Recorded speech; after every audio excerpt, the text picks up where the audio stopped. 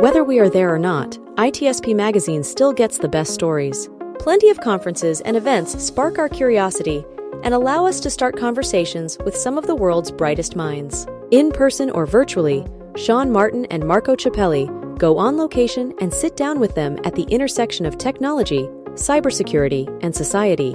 Together, we discover what the synergy of these three elements means for the future of humanity.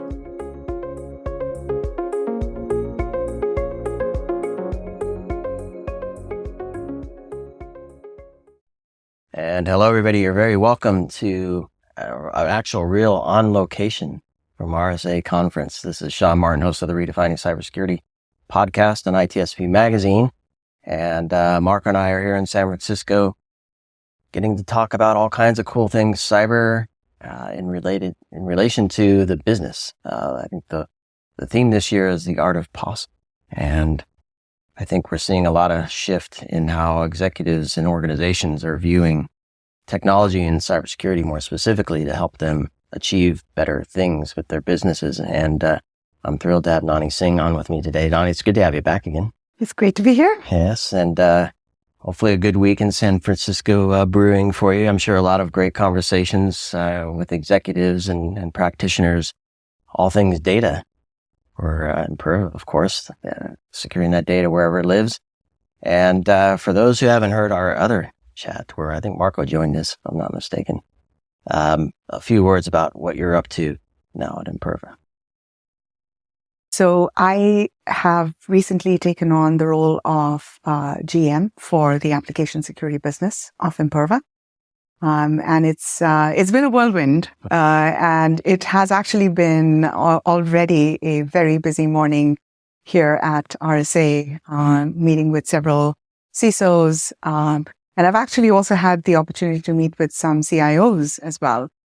So I think there is a shift that is happening, and there is some energy that you can feel here at RSA that I think is quite different from what we've seen in previous years. Yeah, I would concur, even just the bit of time that we've been rolling around here.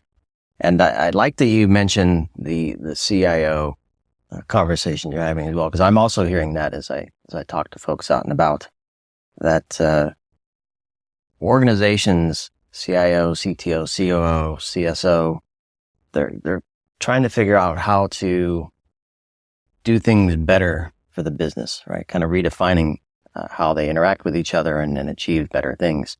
I think what happened with the whole discussion around the digital transformation is that it really accelerated during the pandemic, and companies were forced to become digital. Even if you look at how our experience changed in terms of going to a restaurant, you almost now never see a paper menu. You pull out your phone and you scan a QR code and you look at a menu on your phone. And what that phone is doing is making an API call to a backend that is presenting that menu.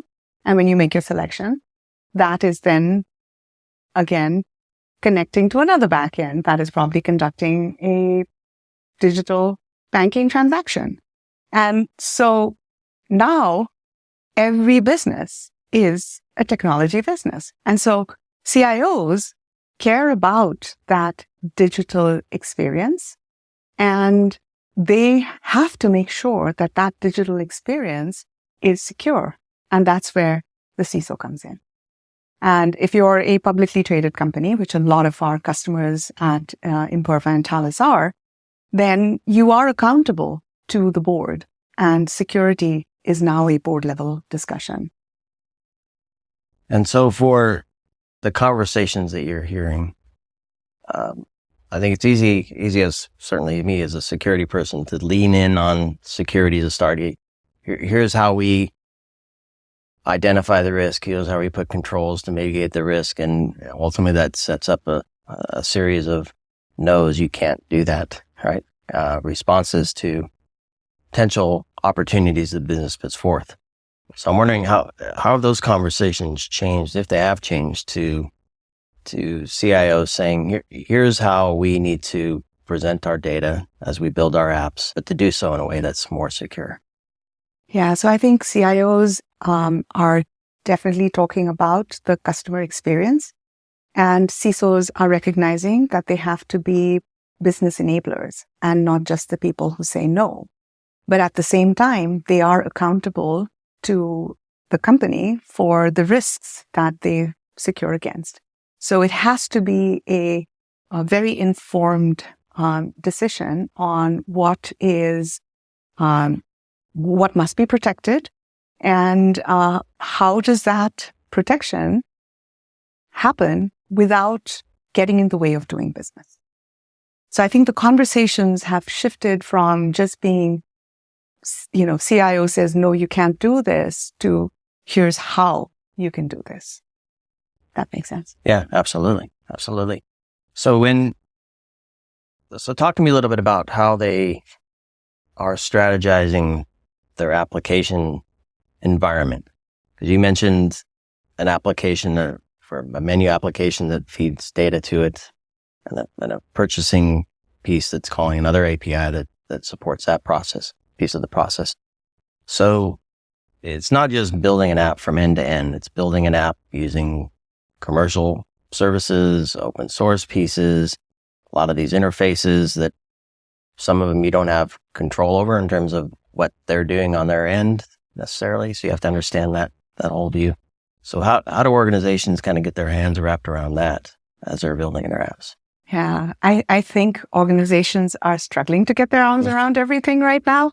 I think that we have very distributed environments in most companies, especially large enterprises, are either halfway to the cloud or almost all the way to the cloud, and then maybe thinking that they need to pull back and put some things on-prem. So there's a combination of hybrid, on-prem, cloud native versus just a lift and shift of applications.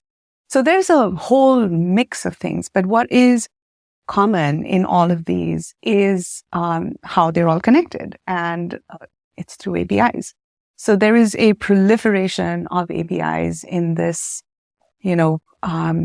very distributed environment where companies are at different stages of their app modernization journey.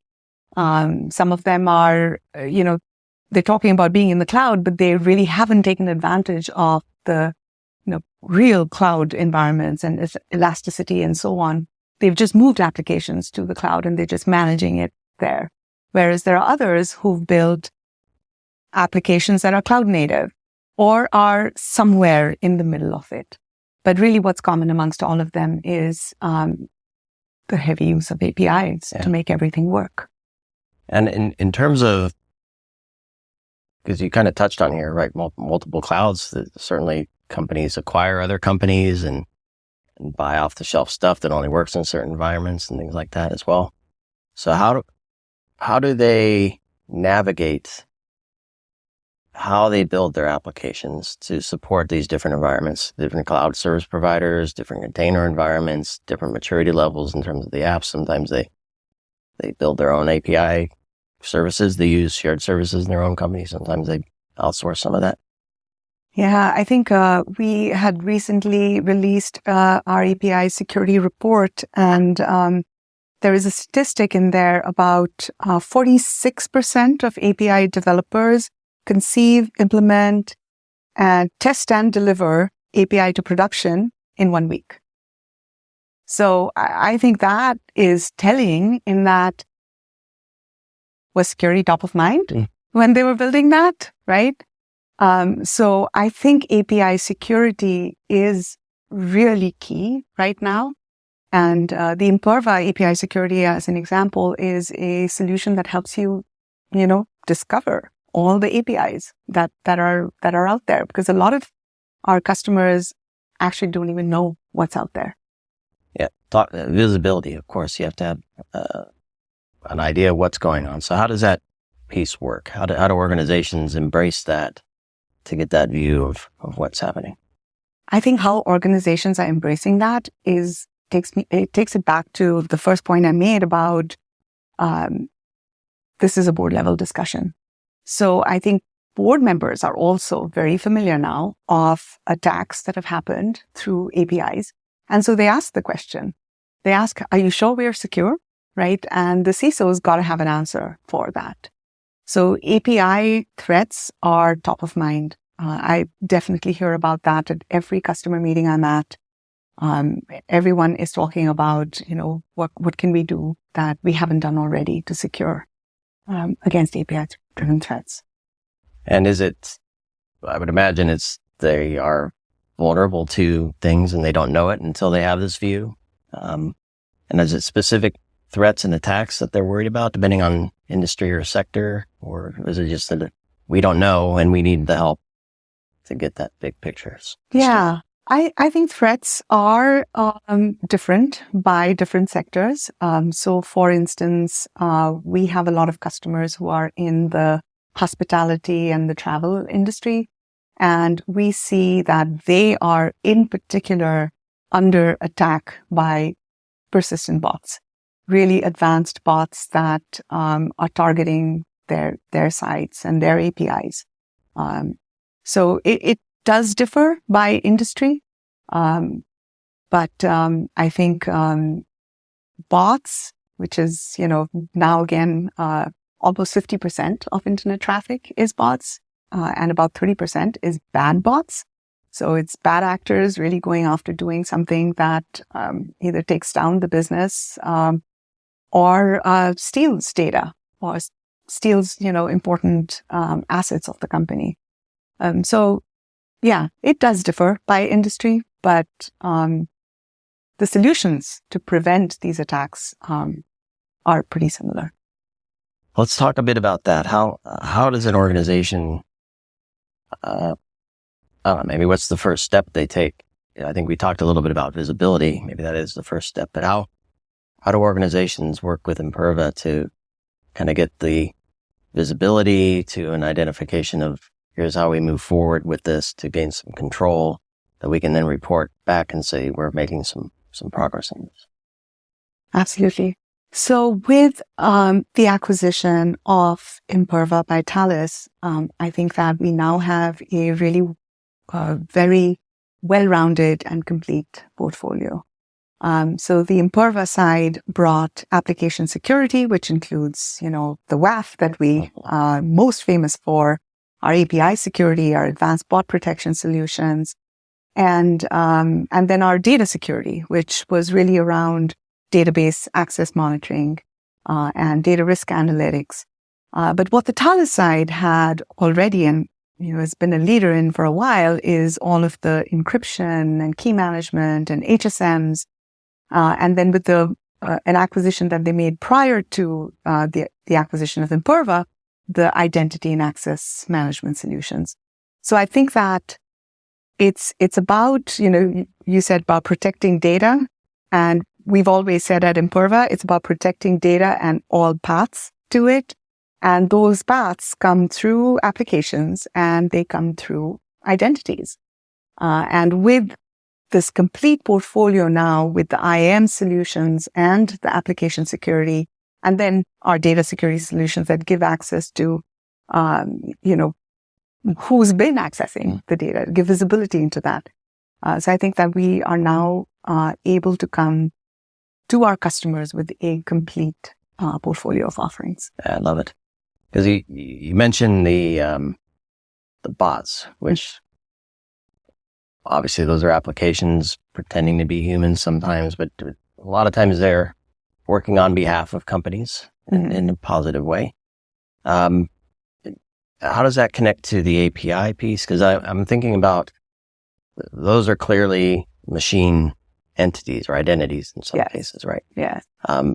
So we want to build applications that have some of that where we're not trying to keep the human in the middle and may slow things down. So we build machine to machine, application to application things to kind of speed things up, make decisions on our behalf. Right. So how does that picture look? So what it looks like is actually that most of the traffic on the internet is actually API driven now, right? It's the machine to machine thing. And APIs are often most of the time, not able to actually tell the difference between the bot and the human. And so a lot of APIs are being compromised by bots. And that is really where the bad bots are focusing on right now. Okay. So that's kind of what it looks like is everything is automated and a lot of it is bad bots. So how does Imperva help overcome some of that? I'm presuming a bit of identity stuff in there, the API security. How does that work?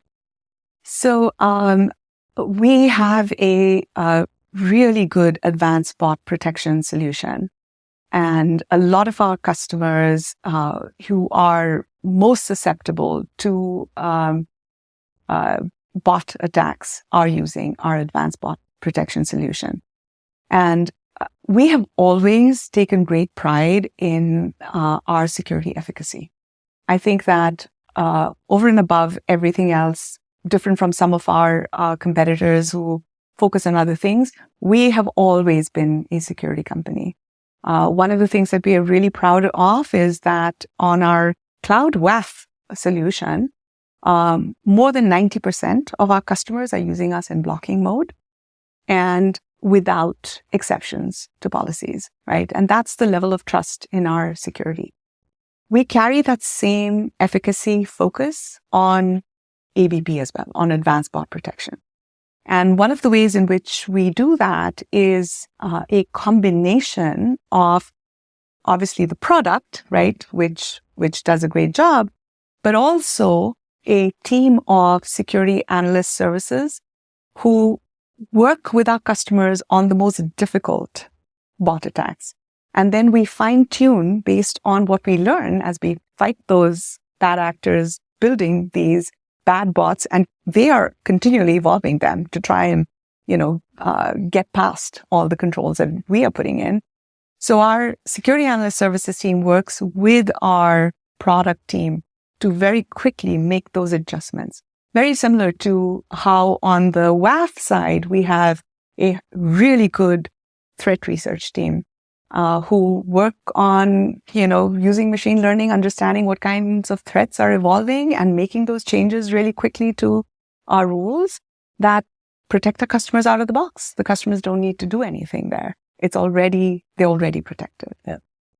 And this is, for me anyway, super important. So I want to make sure everybody who's listening hones in on what Nanhi just said, because it's about being able to scale, right? But not at the expense of accuracy. Yes. And not at the expense of leaving. So you don't want to be too controlled and you don't want to be too loose. You want to have that nice mix. And that's only possible when you have the knowledge for how to tune the rules and the settings and the protection capabilities supplemented with really smart people.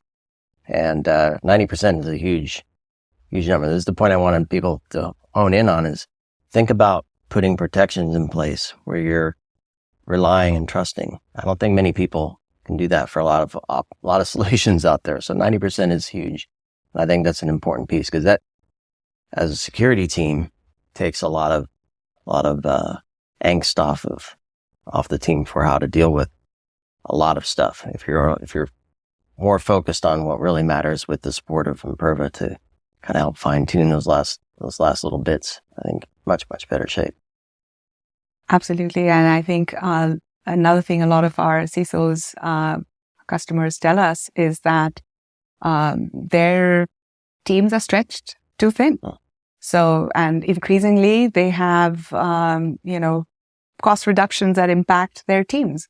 So they need our solutions to be really efficient and helping them with their operational efficiency so that they can focus on the stuff that, really matters and leave the rest to companies like Imperva. Yeah. Making their food and selling it. At that portal. Nanhi, is there anything else you think organizations should know before we wrap here? Anything they might not be thinking about that you want maybe to shed some light on for them? So I think the only thing I will say that we haven't talked about already kind of goes back to, we talked about the distributed environments and how applications are everywhere, right? On multiple different cloud service providers, on-prem, and some are containerized applications, some are just the typical lift and shift. I think what's really important is that we at Imperva believe that we need to secure applications anywhere. And that is a key part of our strategy, is about protecting applications and APIs anywhere. So customers can choose to deploy them where they choose to deploy them, but they can have the same security efficacy that they've learned to trust available no matter where their applications are deployed. Fantastic. All right. Well, Nanhi, thank you so much for this chat. And I hope everybody listening picked up a few points to look differently at how they secure their applications, secure their APIs, and build a business process that enables business growth and allows revenue to be generated in a safe and secure fashion. So, Nanhi, thank you so much. Thank you so much, Sean. Great to speak with you. Absolutely. And hopefully we'll do more of that as well. And more coming from Imperva at RSA conference. So stay tuned for that. And please do follow all of our coverage here at RSA. And thanks everybody for listening.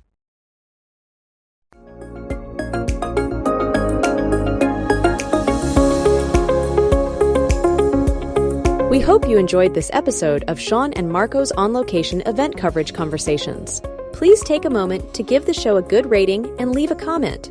Remember to share this podcast with your friends, family, and colleagues. Come back for more conversations and follow Sean Martin and Marco Ciappelli as they continue their journey toward redefining cybersecurity and society.